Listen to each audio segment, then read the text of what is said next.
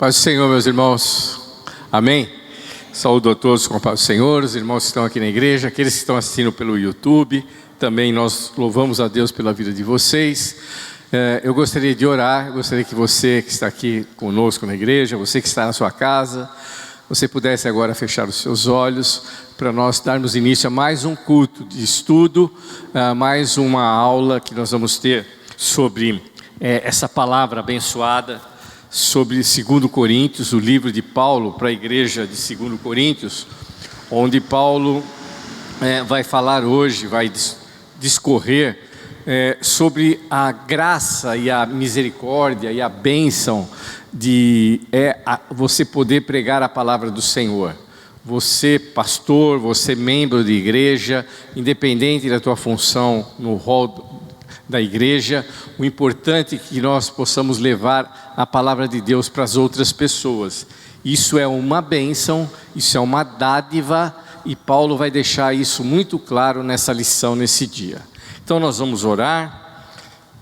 Meu óculos já saiu do lugar aqui. Nós vamos orar e vamos aproveitar para pedir para que o Senhor possa nos abençoar. Lembrando que quem orienta ao povo, à igreja, sobre a palavra de Deus é o Espírito Santo. Então nós vamos pedir para que o Espírito Santo possa ministrar no nosso coração aquilo que Ele deseja através dessa lição no dia de hoje. Feche os teus olhos. Senhor, nós te louvamos, te bendizemos, te damos graças por mais um dia de vida que nós passamos depois que nós te conhecemos. Obrigado, Senhor amado, pela salvação das nossas almas. Obrigado, Senhor, pela tua palavra que nos ensina, nos orienta, aquilo que nós devemos fazer, o que não podemos fazer, enfim, é a tua palavra que orienta a nossa fé, é a regra de fé do cristão. Por isso nós te louvamos pela vida do apóstolo Paulo, que inspirado pelo Espírito Santo de Deus, deixou essas palavras para nós, orientando, nos dizendo aquilo que nós devemos honrar, aquilo que nós devemos fazer, segundo a tua palavra. Abençoa a tua igreja, abençoa cada um dos irmãos, aqueles que aqui estão, abençoa, Senhor, a cada família, aquela família que nos ouve também, que o Senhor possa visitar se existir algum entre nós enfermo, que o Senhor possa curar, que o Senhor possa dar alegria àquele que está triste, que o Senhor possa dar paz àquele que tem agitação no seu coração no dia de hoje. Enfim, Senhor, faça a tua obra na tua igreja. É o que nós pedimos em teu nome e nós te agradecemos em nome de Jesus. Amém, irmãos? Você pode abrir a tua Bíblia no capítulo número 4 de 2 Coríntios. Nós estudamos o capítulo 3 a semana passada e hoje nós vamos entrar numa lição extremamente gostosa e interessante, que fala um tesouro para levar e distribuir. O que Paulo está querendo dizer sobre o tesouro? O tesouro é a palavra de Deus, que Deus entregou a nós para distribuí-la ao mundo, aquele que não conhece a palavra de Deus. É um tesouro, e nós não podemos ficar com esse tesouro guardado. É como se você recebesse assim um grande presente e quisesse esse presente só para você. O apóstolo Paulo fala, não, você recebeu um grande tesouro, mas você tem que distribuir esse tesouro para as outras pessoas. E é sobre isso, quando nós pregamos o Evangelho, nós somos agraciados porque alguém pregou a palavra de Deus para nós. Agora cabe a nós distribuir esse presente para outras pessoas. E é isso que no capítulo 4 inteiro, o apóstolo Paulo vai discorrer no dia de hoje. Ele fala que não é fácil essa tarefa, que muitas vezes nós vamos chorar, que muitas vezes nós vamos ser perseguidos, que muitas vezes as pessoas vão nos difamar, uma série de coisas, nós vamos sofrer, o apóstolo Paulo fala. Você pode sofrer por pregar a palavra de Deus, mas é um privilégio você poder sofrer por amor ao Senhor, por você poder levar a palavra de Deus. E ele termina o capítulo 4, nós vamos ver, que mesmo com toda essa dificuldade que nós temos, nós não somos derrotados, nós somos agraciados com a bênção de Deus. Mesmo muitos perdendo a própria vida, você vai falar, puxa vida, mas que presente é esse que você vai pregar a palavra de Deus e morre? Muitos países onde que existe perseguição cristã, o próprio apóstolo Paulo que escreveu essas palavras, teve a sua cabeça cortada. Mas ele fala nesse capítulo aqui, ele finaliza, que mesmo com a morte, quando nós sofremos a morte física, o sofrimento chega a tal ponto que nós perdemos a vida, se for por amor de você distribuir a palavra de Deus, nós somos bem-aventurados. Porque o privilégio que nós temos no futuro vale muito mais a pena do que o sofrimento no presente momento. Ou seja, mesmo que a gente perca a vida, o galardão que nós temos de a vida eterna com Cristo é maior do que qualquer coisa, do que até a própria morte. E é isso que nós vamos ver nesse capítulo. É um capítulo muito bonito, um capítulo que fala do sofrimento de Paulo, e de todos os ministros que pregam a palavra de Deus, mas em compensação, é um privilégio você poder levar a palavra de Deus para outras pessoas. E você tem que sentir isso, falar, eu tenho dentro de mim um tesouro que eu preciso repartir com outros. Quantas pessoas estão nesse mundo sofrendo, sem uma palavra de salvação, sem uma palavra de esperança, tirando as suas vidas. Tive notícia, inclusive, na terça-feira agora, anteontem, um rapaz de 30 e poucos anos, próximo a uma pessoa conhecida minha, parente de uma pessoa conhecida minha, deu cabo da sua vida com 30 e poucos anos, entrou na garagem e se enforcou, deixou uma filha de 4 anos de idade. Por que fez isso? Porque não tem conhecimento da palavra de Deus, não tem esperança. O desespero talvez foi tão grande, a síndrome, a depressão, os problemas, sei lá o que afligiu o coração desse rapaz, e ele tirou a própria vida. E o apóstolo Paulo fala que mesmo com todo e qualquer sofrimento, nós temos que nos sentir privilegiados por poder levar a palavra de Deus para alguém. Porque a palavra que nós levamos, ela traz vida, ela traz esperança. E não vida apenas nos anos que nós estamos aqui na terra, mas ela traz vida eterna para aquele que aceita a palavra de Deus. Então é um privilégio, é um tesouro você poder ser um distribuidor, ser um pregador da palavra de Deus. E você, quando eu falo pregador, não estou falando que você precisa ser pastor, tá? Você precisa ser uma testemunha de Cristo, uma pessoa que foi salva e que quer mostrar o evangelho para outras pessoas. Amém? Vamos então ler o versículo-chave. Ele se encontra, irmãos, em 2 Coríntios capítulo 4, versículo 7. O versículo 7 ele fala assim: temos, porém, esse tesouro. Que tesouro? A palavra de Deus. Você poder pregar a palavra de Deus em vasos de barro. Nós vamos ver quem são esses vasos de barro, né? Para que a excelência do poder seja de Deus e não de nós. Então aqui o texto-chave, o texto escolhido aqui como versículo-chave é esse: nós temos um tesouro, mas está guardado dentro de nós, que somos vasos de barro, somos falhos, somos frágeis, não temos grande valor, não importa, mas nós temos um tesouro. Nós temos um tesouro dentro de nós, para que a excelência do poder de Deus, para que a excelência do poder seja de Deus e não de nós. Na realidade, o tesouro não é nosso, está dentro de nós, mas não é nosso. O tesouro é do próprio Deus, né? Oriundo da palavra, amém? Então nós vamos ver isso. Então no texto de hoje, Paulo, nesse capítulo 4, ele ensina como proclamar o evangelho, como eu e você, como todos nós que recebemos um dia, fomos evangelizados, alguém falou do amor de Deus para nós, como nós temos que fazer. Quem são aqueles que o proclamam? Quem somos nós? Somos pessoas tão especiais assim? Somos pessoas privilegiadas? Somos pessoas tão capacitadas por nós mesmos? Nós vamos ver que não. São pessoas que levam consigo um tesouro precioso para a sua condição de vaso de barro, sujeito às aflições por amor da Cristo, e vai considerar o eterno peso da glória que está reservada. Então Paulo ensina como proclamar o evangelho, quem são aqueles que o proclamam e qual é o segredo da resistência que possui os que o fazem. Paulo vai explicar como é que a gente aguenta as lutas, como é que a gente aguenta as perseguições.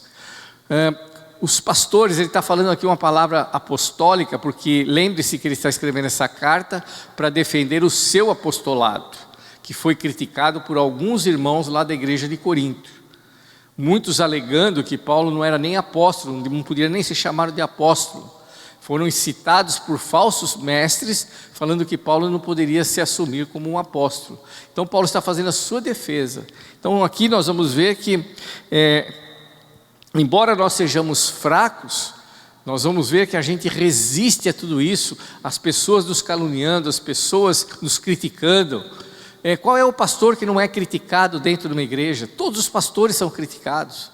Os membros falam, ele podia pregar melhor, ele podia dirigir melhor, ele podia visitar melhor, ele podia fazer isso melhor. Sempre todos os pastores vão ser criticados. Você, como um membro da igreja, pode ser criticado também. Mas se você leva a palavra de Deus, você tem alguém que te dá esse refrigério, para que você aguente as críticas, aguente as perseguições, aguente os sofrimentos. E nós vamos ver que quem nos ajuda em tudo isso é o próprio Espírito do Senhor. Porque é dele, nós estamos pregando a ele, nós estamos pregando a palavra dele. E ele nos dá força, como deu a Paulo, a resistir todas essas forças que se levantam contra nós. Amém? Então nós vamos ver aqui no capítulo 1 aí da revista, na página 55, fala: um tesouro para distribuir. Os servos de Deus levam consigo um tesouro. Que tesouro que é? É o Evangelho de Cristo. Esse é o tesouro maior.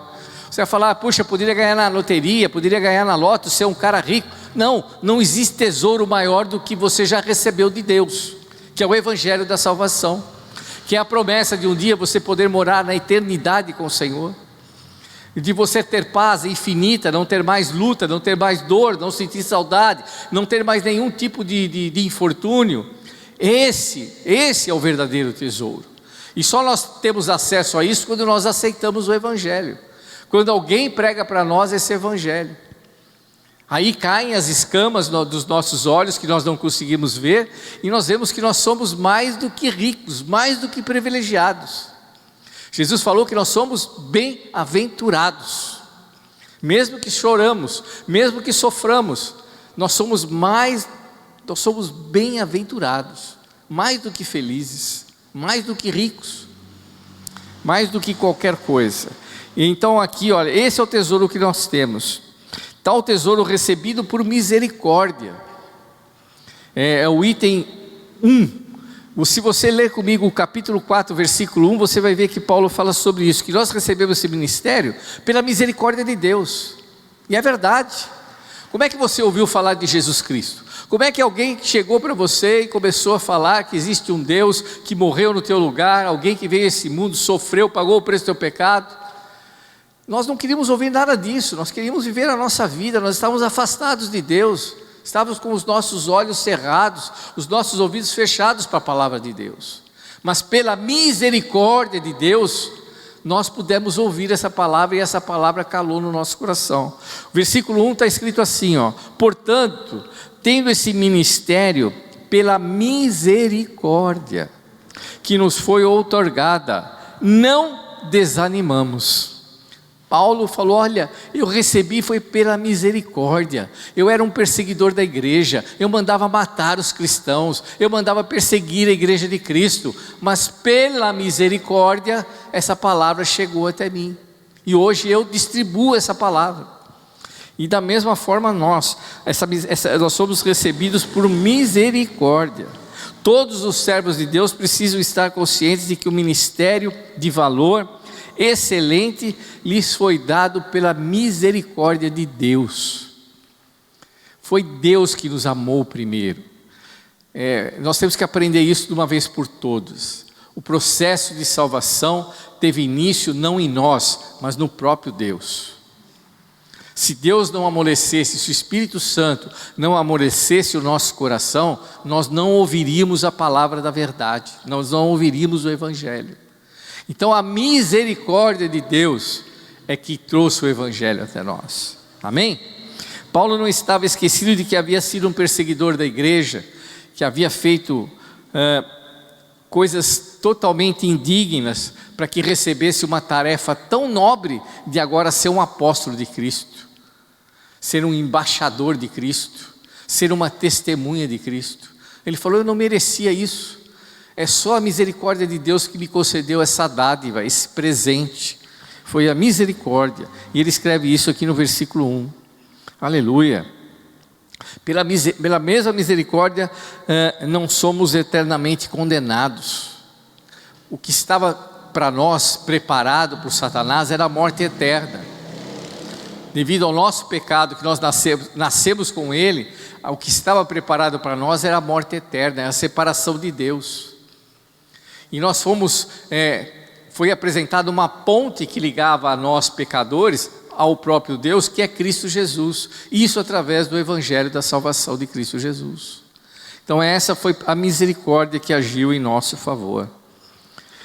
Não somos eternamente condenados, somos tornados ministros de Deus. Após isso, ainda nós nos tornamos ministros da palavra de Deus. E ainda sustentados durante o exercício do ministério. Todos nós, irmãos, temos um ministério na igreja. Não é apenas o pastor, é o obreiro, é o diácono, é você que é membro da igreja. Você tem um ministério, porque todos nós podemos pregar a palavra de Deus. Não é apenas o pastor, não é apenas os líderes, mas são todos os membros da igreja que têm a capacidade de pregar e testemunhar que Jesus Cristo é o Senhor da vida deles. Amém? Então o primeiro ponto foi recebido por misericórdia. E no versículo 2 nós vamos ler agora: pelo contrário, versículo 2, rejeitamos os procedimentos secretos e vergonhosos, não fazemos uso de qualquer tipo de engano, nem torcemos a palavra de Deus, mas por meio de claro ensino público da verdade, recomendamos-nos a consciência de todas as pessoas perante Deus. Por que Paulo está escrevendo isso? Porque se infiltraram na igreja de Corintos falsos mestres, falsos pastores, levantando ali heresias, pessoas que se diziam cristãs, mas estavam mercadejando, estavam fazendo comércio da religião cristã, do Evangelho de Deus, criando heresias, misturando verdades com mentiras. Isso foi levantado por Paulo e falando: olha, eu prego a palavra sem artifícios, eu prego a palavra que eu recebi dos apóstolos, eu prego a palavra que por revelação foi dada por Cristo para mim, sem artifícios.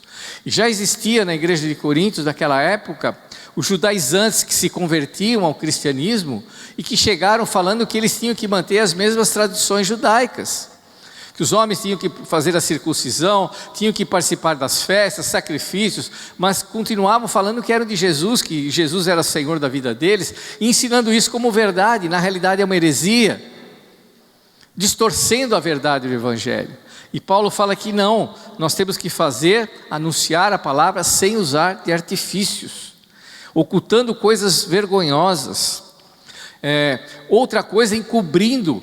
Se as pessoas pecavam na igreja, esses falsos mestres não condenavam o pecado. Eu lembro para você que nós estudamos o capítulo, a primeira carta de Paulo aos Coríntios, que os irmãos de Coríntios lá na igreja ainda estavam praticando adultério, ainda se prostituíam, ainda tinham julgamentos, entravam em litígio com os irmãos da igreja e levavam perante juízes que não eram cristãos, envergonhando a igreja, faziam uma série de coisas erradas. E esses mestres esses pastores que estavam lá em Corinto, passavam a mão na cabeça desses irmãos. E Paulo fala: não, isso não pode ser feito. São coisas vergonhosas, ocultam coisas vergonhosas. É a velada sedução do pecado. O pecado tem que ser exposto e tem que ser reprimido pelos líderes, por aqueles que têm o ministério. Andam com astúcia, enganam ao apresentar versão distorcida da verdade, né? E também adulteram a palavra de Deus. É o que faziam esses homens, esses judaizantes, esses pastores judaizantes, que se espalharam pelas igrejas da Ásia, do modo geral, e não apenas em Coríntios, mas eles se convertiam, eram judeus que se convertiam, aparentemente se convertiam, mas na realidade ainda traziam as tradições e queriam mantê-las. Então ainda misturavam judaísmo com cristianismo. Isso é heresia. É como misturar a lei judaica com a graça de Cristo. Cristo veio justamente para apagar a lei. Nós somos hoje ministrados pelo ministério da graça. Nós somos perdoados pelo que Cristo fez, não pelo que nós fazemos.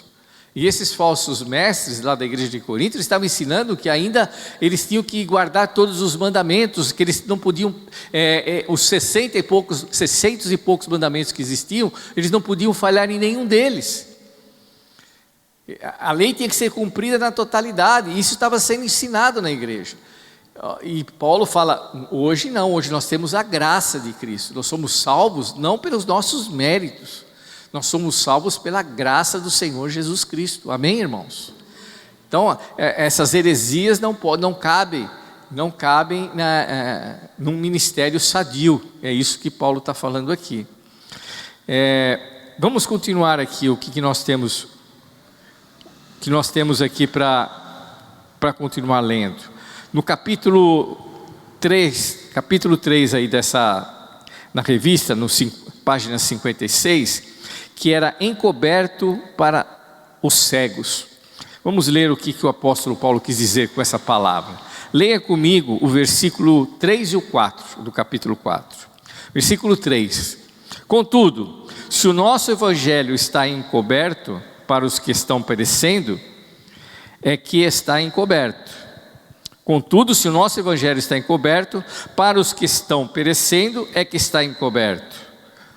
O Deus, e olha que ele escreve aqui Deus com letra minúscula, ou seja, não é o Deus Altíssimo, o Senhor Jeová, o Deus Todo-Poderoso, mas sim o Deus desse mundo. Ele fala, o Deus minúsculo, dessa presente era perversa. Quem que é o Deus desse mundo? Escrito com letra minúscula, é o Satanás, é o diabo. Cegou o entendimento dos descrentes, a fim de que não vejam a luz do evangelho da glória de Cristo, que é a imagem de Deus. Então, apesar da extrema dedicação do servo de Deus ao manifestar a verdade por preceito e por prática, o evangelho estava e continua encoberto àqueles que se perdem. É isso, irmãos. Nós devemos pregar a palavra. Você vai falar, poxa, mas eu pego a palavra e a pessoa não aceita. Por que ela não aceita? Porque ela está com os seus olhos cegos por Satanás. E se ela realmente não tiver a mão do Senhor para ter a misericórdia que teve conosco, para que nós também pudéssemos ser acessíveis à palavra de Deus, essa pessoa está perdida. É isso que o apóstolo Paulo está dizendo aqui. Isso devido à atuação do Deus desse século. O Deus desse século é o Satanás.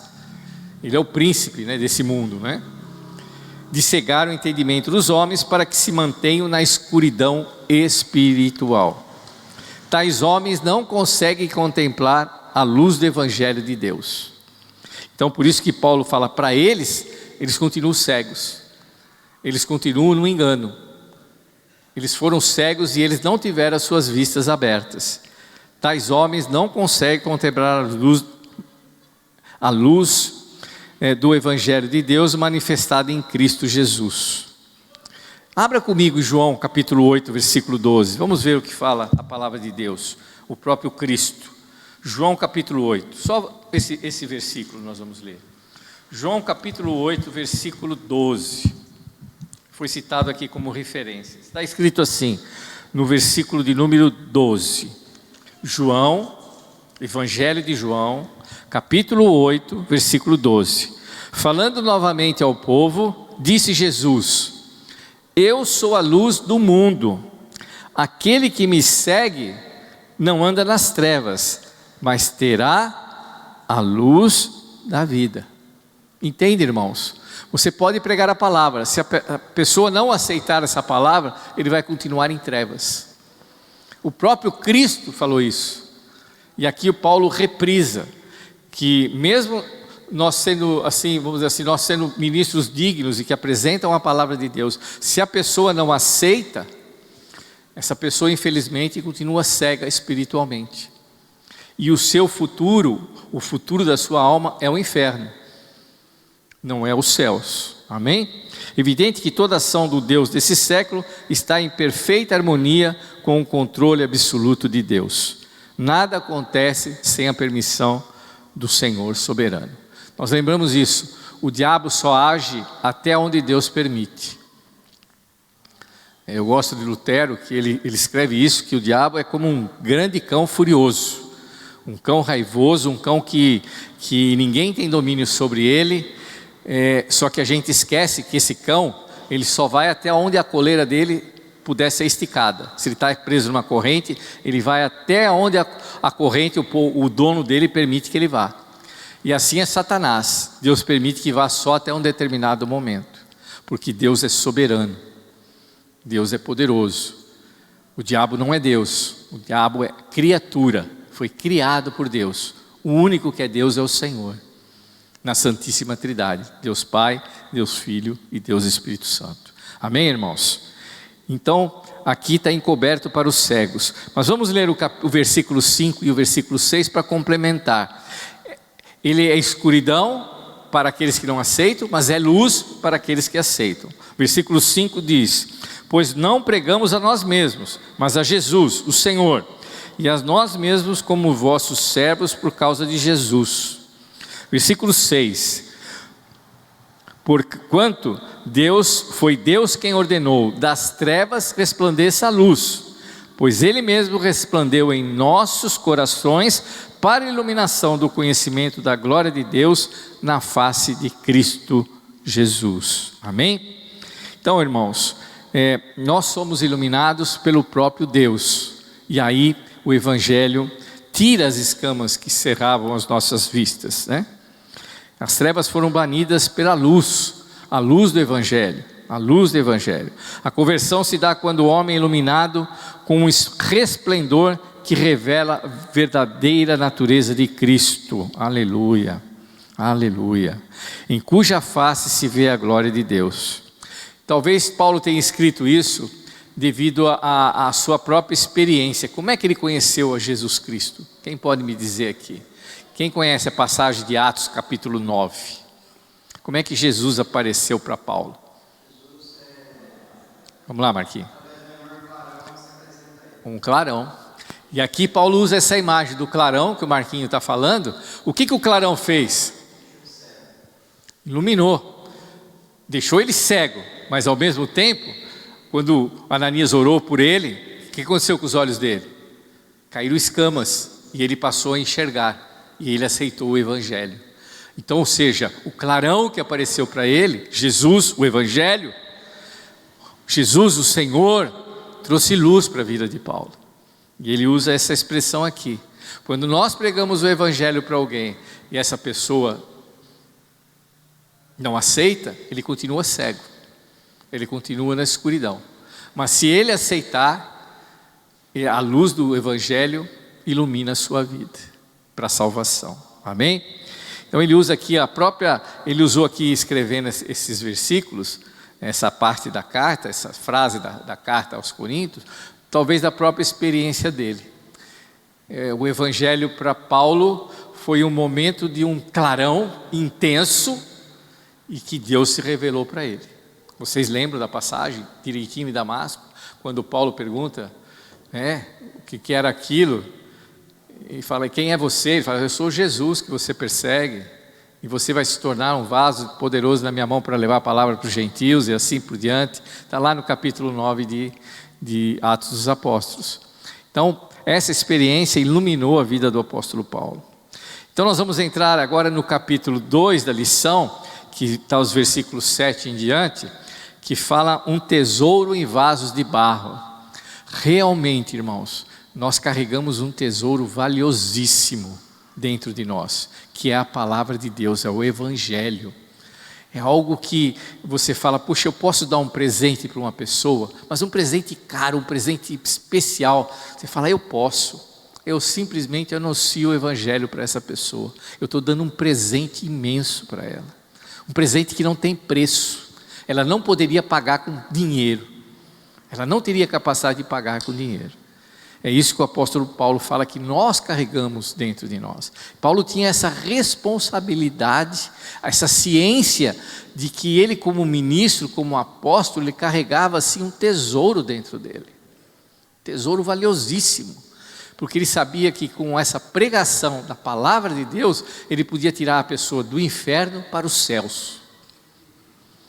Então é algo preciosíssimo. Versículo 7, vamos ler o que Paulo escreve. O poder do servo vem de Deus. É o título que está na minha Bíblia aqui. Versículo 7 ele fala: temos, porém, esse tesouro, o Evangelho, em vasos de barro, para demonstrar que esse poder, que a tudo excede, provém de Deus, e não de nós mesmos. Eu tenho isso grifado aqui na minha Bíblia. Tudo aquilo que eu faço para anunciar o Evangelho, tudo aquilo que é alcançado, do que eu faço, do que você faz, vem de Deus, provém de Deus, não é privilégio seu, não é, como eu posso falar, graça sua, não, é a graça de Deus, é poder de Deus. E Paulo deixa isso muito claro, ele fala, todo esse poder, de demonstrar esse poder, tudo excede, provém de Deus e não de nós mesmos. Versículo 8, sofremos pressões de todos os lados, contudo, não estamos arrasados.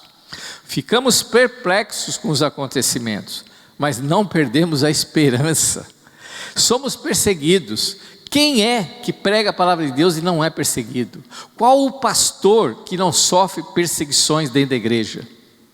Está para nascer ainda, aquele pastor que não vai sofrer luta, pessoas que se levantam, que Satanás usa pessoas para levantar-se contra os ministros. Irmãos, todos. Paulo foi extremamente perseguido,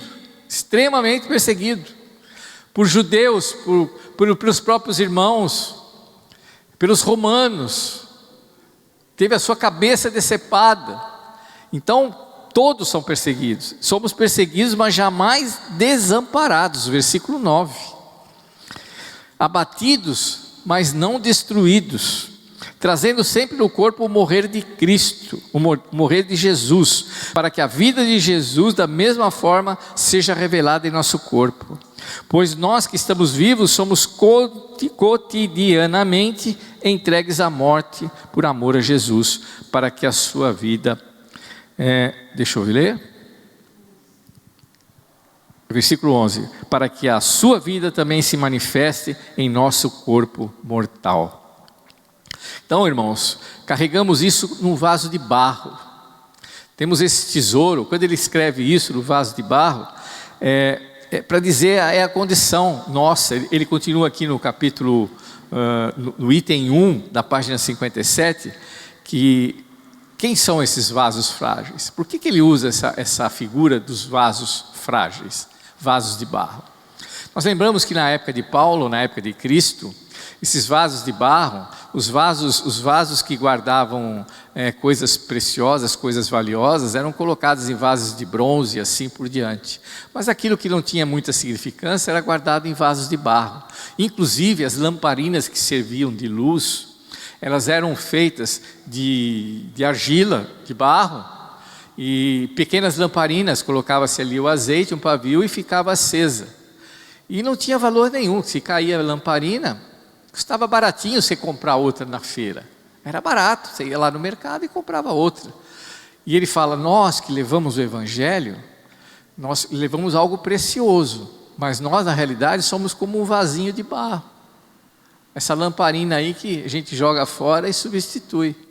Temos que ter consciência disso. Somos frágeis, não temos valor em nós mesmos.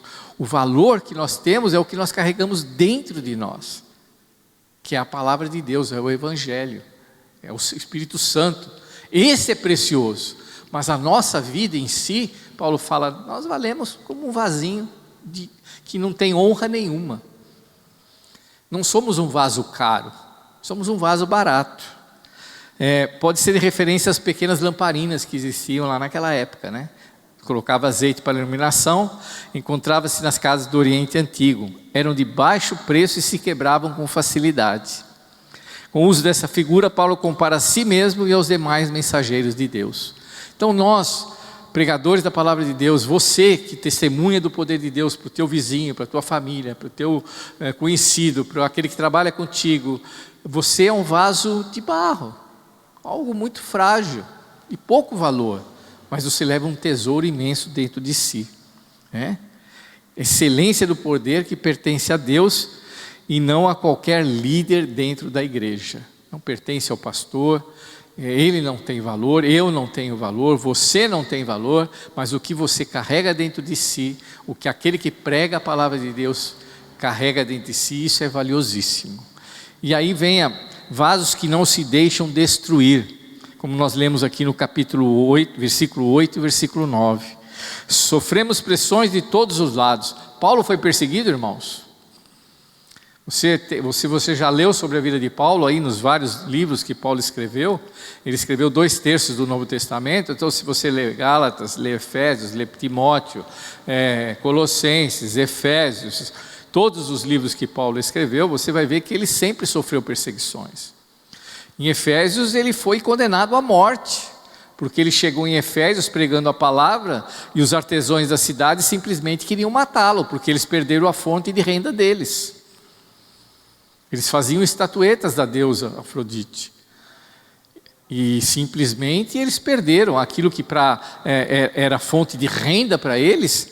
Eles perderam quando Paulo falou que Cristo era Senhor e que a idolatria era pecado, que não se deveriam adorar outros deuses.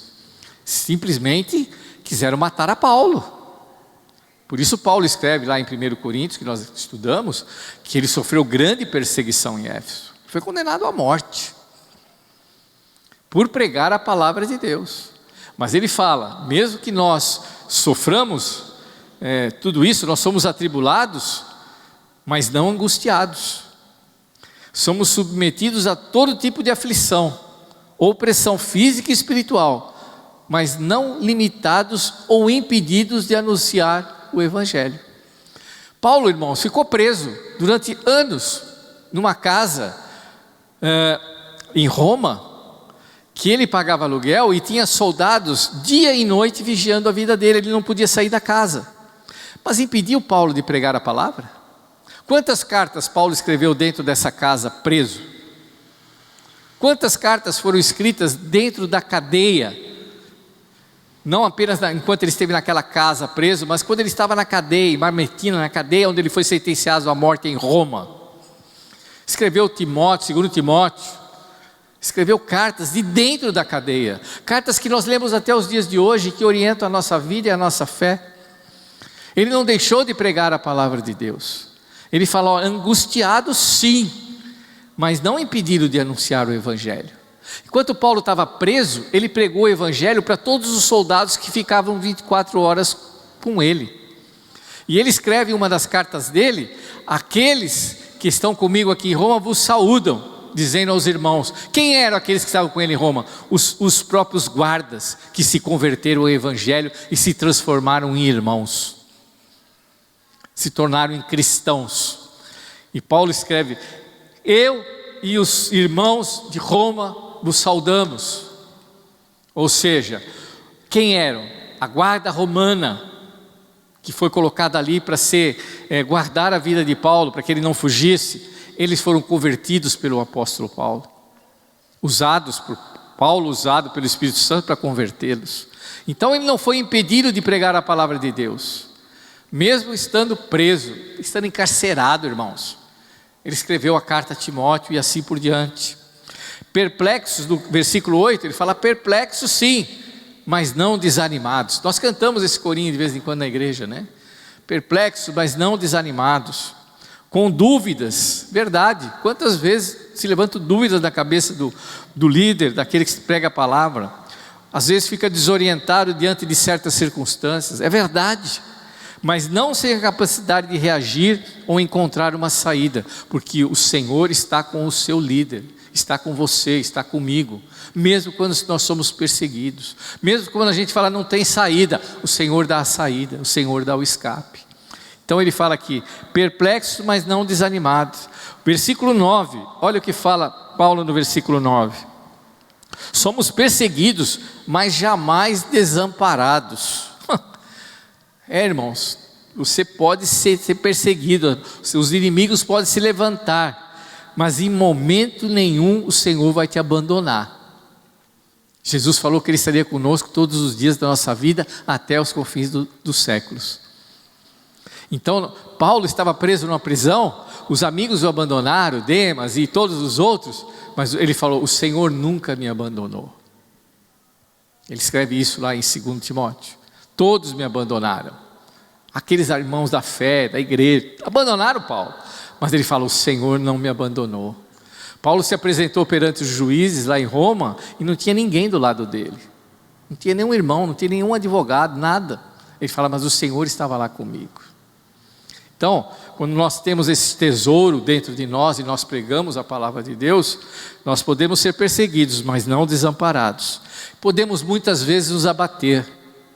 Quantas vezes nós não vemos os nossos líderes abatidos? Quantas vezes nós não ficamos abatidos por causa da perseguição? Vítima de muitos golpes, que o inimigo se levanta às vezes dentro da igreja, dentro e fora da igreja e assim por diante. Mas isso não pode nos impedir de levar a nossa missão, que é pregar a palavra de Deus. Somos abatidos, mas não somos destruídos, a ponto de não podermos levar avante a missão de pregar a palavra de Deus. Versículo 10 e versículo 11, 10, 11 e 12, vasos que são expostos. Olha o que está escrito aí no versículo 10. Pois nós que estamos vivos somos cotidianamente entregues à morte, por amor a Jesus, para que a sua vida também se manifeste em nosso corpo mortal, de maneira que em nós opera a morte, entretanto em vós a vida. Amém? Entretanto em nós a vida, até o versículo 12, fala sobre isso. Nesse texto há uma comparação entre o sofrimento dos servos de Deus e o padecimento de Jesus Cristo. Jesus também sofreu, Jesus também padeceu, e nós sofreremos perseguições, nós sofreremos levantes de Satanás contra as nossas vidas, quando nós pregamos o Evangelho. Você não precisa ser pastor para isso, basta você testemunhar do poder de Deus na sua vida, que o diabo se levanta, as perseguições vêm, mas você é mais do que vencedor em Jesus Cristo. Aleluia. Paulo experimentou até a própria morte, né? E ele faz aqui uma alusão à morte que Cristo também teve por amor de nós, o sofrimento que Cristo teve por nós. Contudo, enquanto morremos a cada dia, a vida de Jesus se manifesta em nosso corpo. Mesmo que nós percamos o nosso corpo, mesmo que nós viemos a morrer por amor de Cristo, ainda assim a palavra de Deus está sendo pregada. Você já parou para pensar quanto cresceu o cristianismo após a morte sacrificial de Paulo? Você acha que os cristãos, depois de Paulo ser executado, ter sua cabeça cortada, os cristãos diminuíram no mundo? Pelo contrário. Alguns historiadores falam que o sangue dos cristãos derramado nas arenas, no Coliseu e assim por diante, as feras que comiam os cristãos vivos, aquilo ali era como um sangue, servia como adubo na terra para que nascesse mais flores, nascesse mais cristãos. Serviria como um adubo, tipo um adubo que fortalece as plantas. O sangue do cristão derramado, por ele testemunhar do amor de Cristo, florescia mais e mais cristãos. Haja visto o número de cristãos que nós somos hoje na terra. Quantos morreram? Quantos continuam morrendo hoje? Na Coreia do Norte, Afeganistão e tantos outros países, na Cortina de Ferro, na Rússia, em tantos outros países que não se pode pregar a palavra de Deus. Na China, quantos chineses não são mortos diariamente, simplesmente por dizer que são cristãos? Você vai falar: isso aí vai acabar com os cristãos da China? Não. Diz que o número de cristãos na China só aumenta, e lá nem sequer pode se pregar a palavra, lá nem sequer pode ter cultos, não tem igrejas, é tudo às escondidas, mas não para de crescer. E o que faz isso? É o poder do Senhor, a graça do Senhor, é o Senhor utilizando dos corpos, das vidas perdidas, para pregar a sua palavra. Paulo fala isso, mesmo que o nosso corpo venha a perecer, ali está sendo usado para pregar a palavra de Deus, mesmo que eu perca a minha vida. E foi o que aconteceu com Paulo, foi o que aconteceu com o apóstolo Paulo. Aleluia, vasos expostos, a vida de Jesus se manifesta em nosso corpo. a declaração: nós que vivemos somos sempre entregues à morte por causa de Jesus. Acrescenta o motivo por que estamos expostos à morte. Por que nós estamos expostos à morte? Porque nós pregamos a palavra do Senhor, a palavra de salvação. E é seguida por uma expressão que indica a finalidade para a atitude mencionada no início desse versículo. Isso significa dizer que quer morrer diariamente pelo sofrimento provocado pela tribulação e perseguição, quer estando sujeito a ser morto por causa da pregação do Evangelho. O corpo dos servos é instrumento para a manifestação do seu Senhor. Mesmo que eu e você percamos a vida, se nós estivermos perdendo a vida por causa de pregar a palavra de Deus, Deus vai abençoar que a sua palavra seja divulgada com a nossa morte.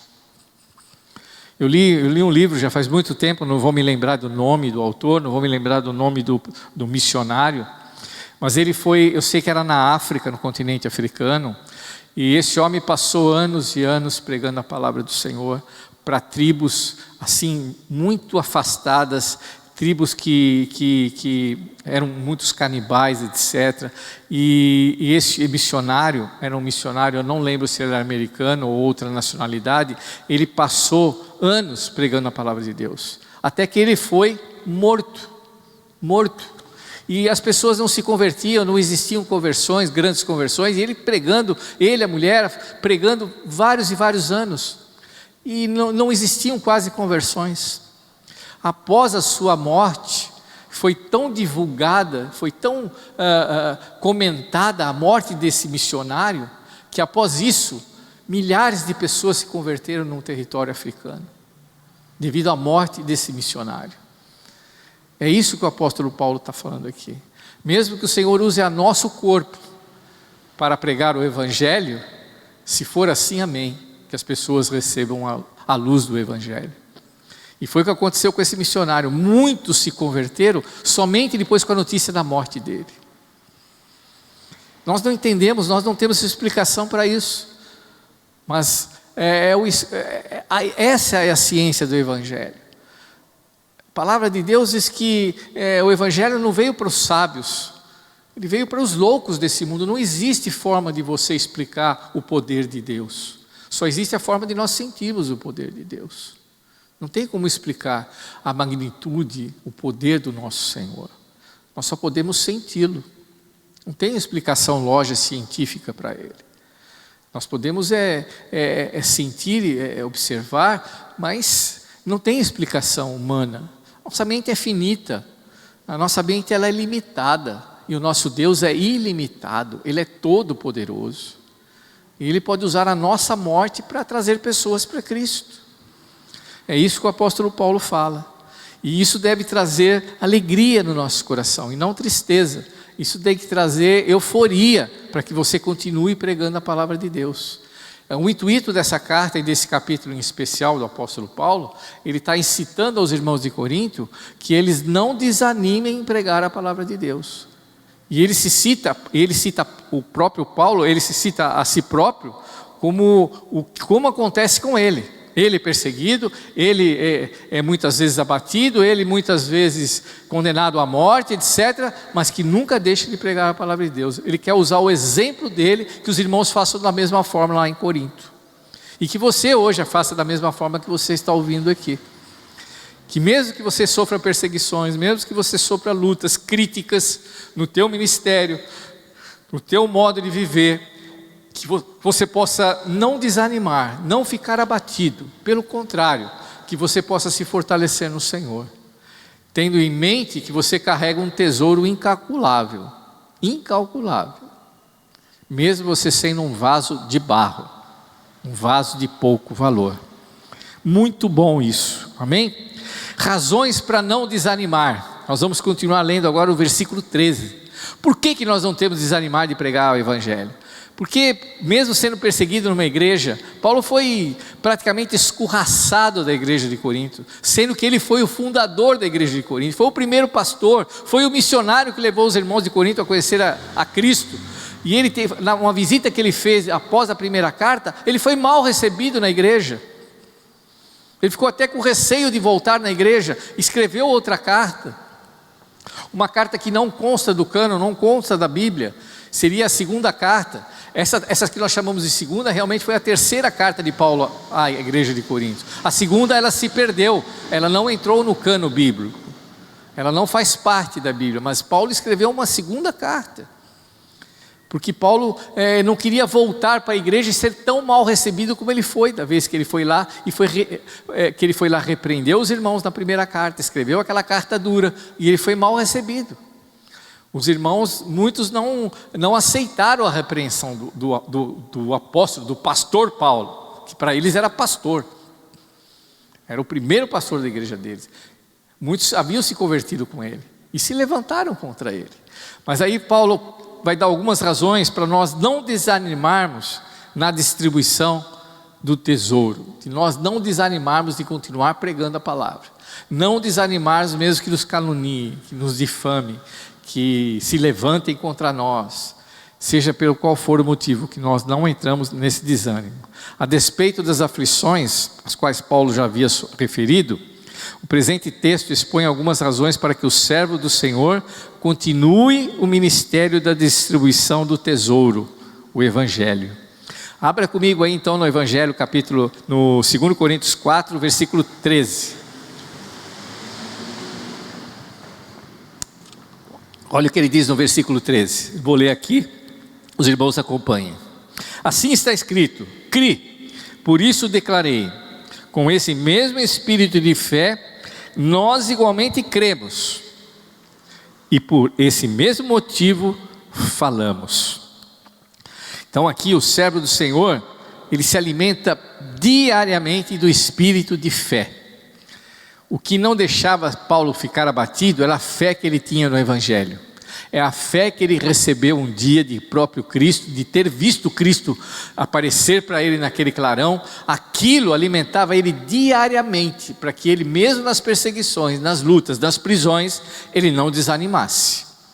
No outro dia ele levantava, Paulo foi apedrejado, Paulo levou chibatadas, Paulo sofreu vários açoites, e no dia seguinte ele estava de novo pregando a palavra de Deus.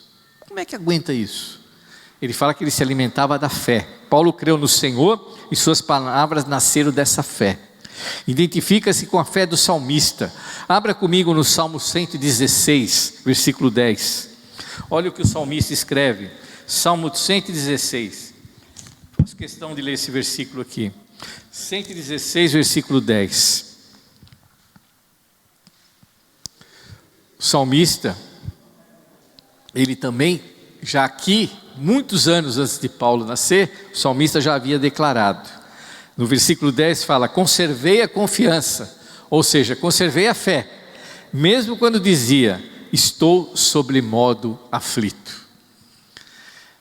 Mesmo que você esteja sofrendo perseguições, calúnias, etc., você se alimenta na fé que um dia você recebeu, e isso te dá forças para prosseguir. No dia seguinte, você está pregando a palavra de Deus novamente.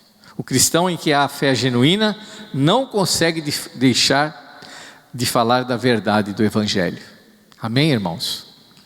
Mesmo com luta, mesmo chorando, mesmo com perseguições, com calúnias, seja o que for, você não consegue se calar, você continua falando do Evangelho do Senhor.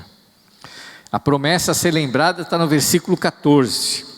Fala: temos certeza de que aquele que ressuscitou o Senhor Jesus dentre os mortos, da mesma forma nos ressuscitará com Ele e nos apresentará convosco. Aleluia. A promessa a ser lembrada, a certeza da ressurreição. Paulo escreve isso lá em 1 Coríntios, ele tinha certeza de que Cristo havia ressuscitado e que automaticamente Paulo, quando morresse, também um dia ressuscitaria na volta de Cristo. É isso que alimenta a nossa fé, é a promessa de que nós não permaneceremos mortos, nós ressuscitaremos. O cristão em quem há fé genuína não consegue deixar de falar da verdade. A promessa a ser lembrada é a certeza da ressurreição. Quando ele escreveu a primeira epístola, lá no capítulo 15, ele falou sobre isso. É um dos motivos do destemor de Paulo. Paulo tinha certeza que se ele viesse a falecer por causa de falar do amor de Cristo, ele um dia ressuscitaria. Ele não ficaria morto eternamente. Outra coisa é os resultados. O versículo de número 15. Versículo 15 fala: tudo isso é para vosso benefício, para que a graça que está alcançando mais e mais pessoas faça transbordar as muitas ações de graças para a glória de Deus. Esse é o resultado. Era firmado na inabalável esperança da ressurreição, que o apóstolo Paulo continuava disposto a suportar todas as dificuldades. E também porque sabia que os sofrimentos geravam dois resultados. Quais são os resultados que Paulo obtinha com os sofrimentos dele? Um resultado era o amor que as pessoas sentiam por ele. Aqueles irmãos que ouviam a palavra de Deus por causa da pregação de Paulo, amava Paulo. Então Paulo tinha o amor por parte deles. O segundo resultado que Paulo esperava era a glória de Deus. O segundo resultado, o primeiro era ele ser amado por aqueles a quem ele pregava a palavra. E o segundo resultado era a glória de Deus. É o que o Senhor tem preparado para nós no dia da sua volta. É isso que nos enche de esperança e que nos enche de alegria. Esse é o resultado. A renovação diária está no versículo 16. Portanto, não desanimamos. Olha aí. Não desanimamos, ainda que nosso exterior esteja se desgastando, o nosso interior está em plena renovação dia após dia. Irmãos, a carcaça aqui, o nosso corpo, ele envelhece, as marcas dos açoites que Paulo levava ficavam nas suas costas marcadas para o resto da vida dele. Mas isso não era motivo para ele desanimar. Isso não era motivo, porque ele tinha uma renovação diária, mesmo que o corpo dele estivesse sofrendo. Quando ele escreve a segunda carta de Timóteo, vocês devem lembrar que ele fala para Timóteo: Paulo, não esquece de trazer a capa para mim. Por quê? Paulo estava numa masmorra gelada, vários metros abaixo do solo, úmida, e que era extremamente gelada e fria. Então o corpo dele passava frio lá na cadeia que ele estava. Mas isso não desanimava Paulo. Isso não vinha nunca uma palavra de amargura por causa do sofrimento que ele estava passando. Por quê? Porque mesmo que o corpo se deteriore, fique deteriorado, a graça de Deus, ela renova as nossas vidas. Isaías fala que as nossas forças são renovadas como a da águia. Conhecemos a história da águia. A águia, quando está velha, suas penas todas ali carcomidas, com o passar do tempo, elas vão perdendo a sua força. O que acontece? Ela tem que passar por um processo de renovação daquelas penas. O bico dela, de tanto caçar, quebra, deteriora. O que ela tem que fazer? Ela tem que bater na rocha aquele bico até quebrar, para poder nascer um bico novo. As unhas delas enchem-se de casca e ela perde a força, não consegue pegar mais as suas cascas. Ela tem que esfregar aquela unha lá, aquela pata nas rochas, também desgastar para que possa nascer uma pele nova. E assim por diante. E ali o profeta, ele fala que as nossas forças são renovadas como a da águia. E Paulo está dizendo isso. Mesmo que o nosso corpo seja desgastado por causa da pregação do Evangelho, ele vai receber a renovação por parte do Espírito Santo do Senhor. E dá força para que nós continuemos pregando. É isso que Paulo está escrevendo aqui nessa carta. A renovação diária. Embora as aflições afetem o homem exterior, o homem interior se renova dia a dia. Aleluia. Amém? Você crê nisso? Você crê que o Senhor tem poder de renovar as tuas forças? Você fala: puxa, mas eu estou cansado, eu estou alquebrado, eu estou me desgastando ao máximo. Entrega ao Senhor, que o Senhor tem poder de renovar as tuas forças, as minhas forças. E terminando isso, nós temos os versículos 17 e versículo 18, que é o valor incomparável da glória eterna. Paulo fala tudo isso, do sofrimento, da perseguição, da morte. Ele fala tudo isso, nada se compara ao que Deus tem preparado para mim na glória. O valor da glória é muito maior do que todo esse sofrimento. E aí tem esses versículos que eu amo tanto, versículo 17, 18, que fala assim: pois as nossas aflições leves, está grifado aqui na minha Bíblia sempre, em todas as minhas Bíblias, pois as nossas aflições leves e passageiras estão produzindo para nós uma glória incomparável, de valor eterno. Sendo assim, fixamos nossos olhos não naquilo que se pode enxergar, mas nos elementos que não são vistos, pois os visíveis são temporais, ao passo que os que não se veem são eternos. Aqui ele termina esse parágrafo, essa parte da carta, dizendo que o que está preparado para aquele que gastou a sua vida falando do amor de Deus, pregando o Evangelho, o que está preparado para ele é algo incomparável com qualquer coisa do sofrimento. E qualquer coisa que nós tenhamos aqui nessa vida, né? Tudo que a gente possa ter, possuir, bens, etc., são coisas passageiras. São coisas que nós vemos, podemos tocar. Você pode comprar um carro, você pode comprar uma casa, você pode ter um filho, você pode ter isso, você pode ter aquilo. São coisas que você toca. E essas coisas são perecíveis, passam. O teu carro novo, ele é novo hoje, tem cheirinho de novo. Daqui 2 anos ele está velho. A casa que você comprou hoje, zerinho, daqui 3, 4 anos você vai ter que reformar. Quebrou uma telha, o cimento quebrou ali, uma cerâmica, um vidro quebrou, enfim, é perecível. Mas o que Deus tem preparado para nós, não se perde. Ele fala é incomparável. E o que eu estou passando aqui é leve. Paulo fala isso estando preso. Paulo fala isso tendo um monte de açoite nas costas. 40 chibatadas menos uma, 39, ele levou várias vezes, não levou uma vez só, 39 chibatadas de couro nas costas. Vergões que ficaram para sempre. Paulo devia andar assim, irmãos, arcado, de tanta chibatada que levou. E ele fala, isso aí é leve e momentânea tribulação. É leve. E quantas vezes você fala, puxa, eu estou sofrendo, é o fim do mundo, não tem mais jeito, só eu sofro. Por pregar a palavra de Deus ainda sofro, sou perseguido, ainda sou caluniado, ainda falam mal de mim ainda. Paulo fala, isso aí ó, é coisa pequena, é leve, vai passar. Agora o que Deus tem preparado para você é eterno. É eterno. É eterno. A vida é eterna. Não tem comparação. O eterno peso de glória. Paulo conclui que o eterno peso da glória está acima de toda comparação. Na prática, se os cristãos estiverem prontos para se identificar com Cristo no seu sofrimento, compartilharão da sua glória também.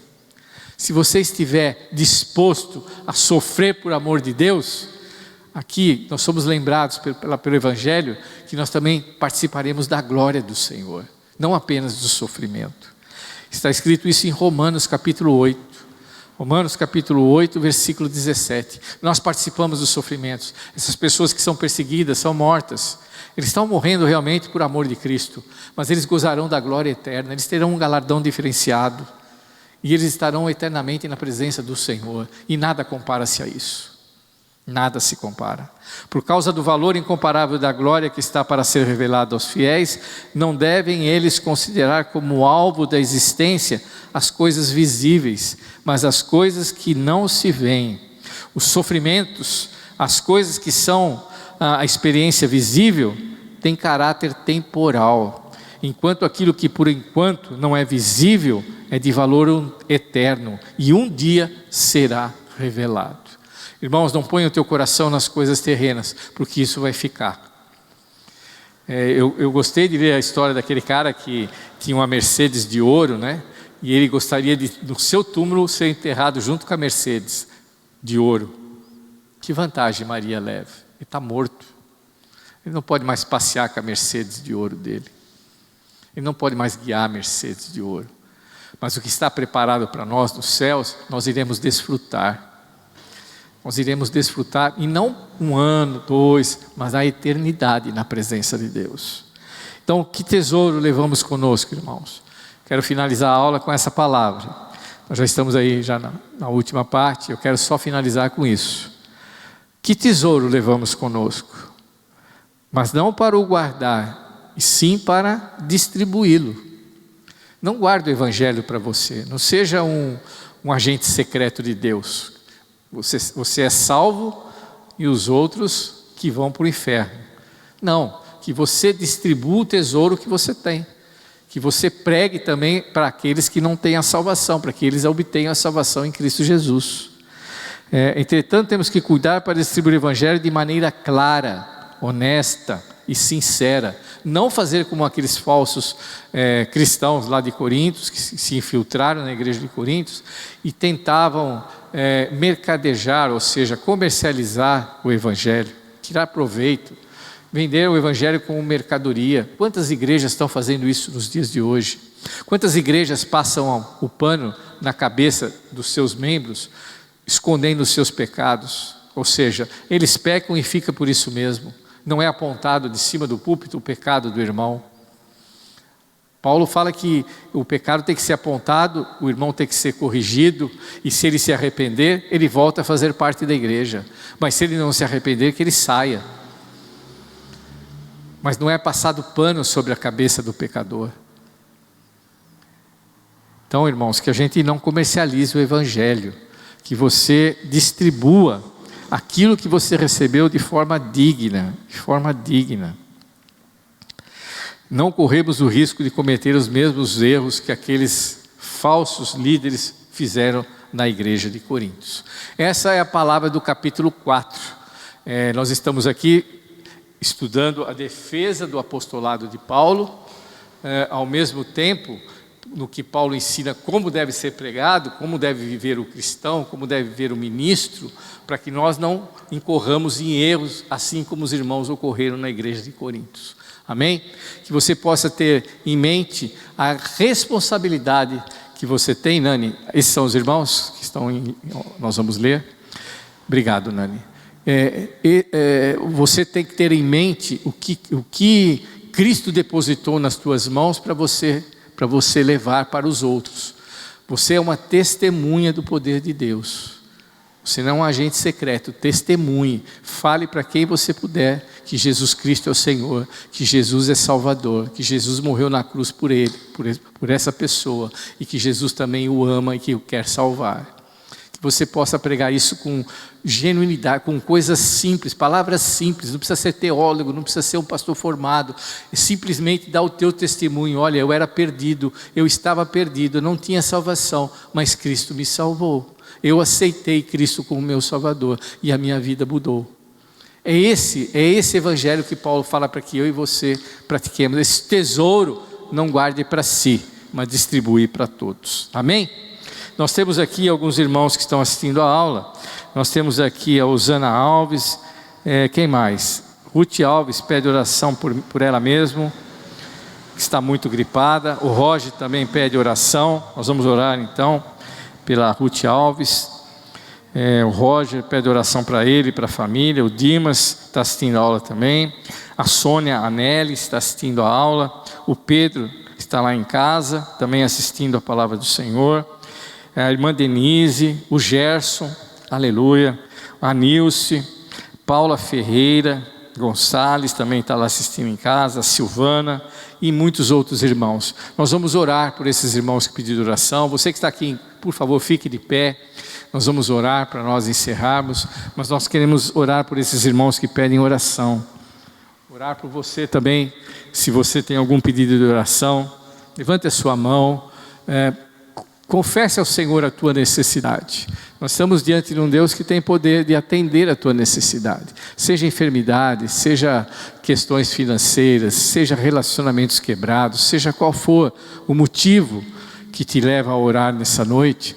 Você saiba que tem um Deus que tem poder de realizar aquilo que o teu coração deseja. Vamos orar por esses irmãos também. Senhor, nós te louvamos pela oportunidade de estar na tua casa mais uma noite estudando a tua palavra. Te agradecemos, Senhor, pela vida do apóstolo Paulo. Te agradecemos por esse homem que teve a sua cabeça decepada, simplesmente porque pregava o evangelho, confessou Jesus Cristo até no dia da sua morte. E graças a essa morte, Nós temos hoje livros escritos, nós temos a palavra de Deus para nos orientar, para nos ensinar como nós devemos agir. Senhor, te agradecemos, Senhor, pelos líderes, te agradecemos pelos ministros, pelos pastores, por aqueles que têm a missão de pregar a tua palavra. E que muitas vezes são injuriados, muitas vezes são perseguidos, caluniados, têm a sua vida devassada, enfim, sofrem lutas, perseguições. Senhor, que tu possas abençoá-los como abençoaste a Paulo, mesmo com sofrimento, que eles possam ter a vitória que Paulo teve, que eles um dia também possam gozar da glória eterna, do peso da glória eterna, possam desfrutar da tua presença de forma eterna, Pai. Senhor, abençoa esses irmãos que estão pedindo oração, abençoa, Senhor, a irmã Ruth Alves, abençoe o Roger, abençoe a cada família, Senhor, aqueles que estão necessitados, envia, Senhor, a tua bênção, envia o teu socorro, envia a tua cura, envia a tua graça, envia a tua alegria e a tua paz. Senhor, fica conosco, dá-nos um restante de semana abençoada, guarda as nossas vidas, guarda a nossa igreja, abençoa a nossa igreja, usa a nossa igreja para difundir a tua palavra, usa cada membro da tua igreja de forma ativa, de forma útil, para levar a tua palavra como testemunha do teu poder. Usa cada um de nós, Espírito Santo, ensina-nos o que falar, instrui-nos, Senhor, aquilo que nós devemos dizer, para que as pessoas sejam impactadas pela palavra do Evangelho, possam ser salvas, possam ser resgatadas das trevas para a luz, terem as suas vidas transformadas pelo poder da palavra do Senhor. Abençoa cada um de nós, é o que eu te peço e agradeço em nome de Jesus. Deus abençoe os irmãos que estão aqui, Deus abençoe os que estão em casa, vão na paz do Senhor, Deus abençoe ricamente a cada um de vocês. Domingo nós temos o nosso culto às 19 horas, nos encontramos novamente aqui na igreja. Deus abençoe. Obrigado, Nani, obrigado os irmãos da diaconia, Deus abençoe.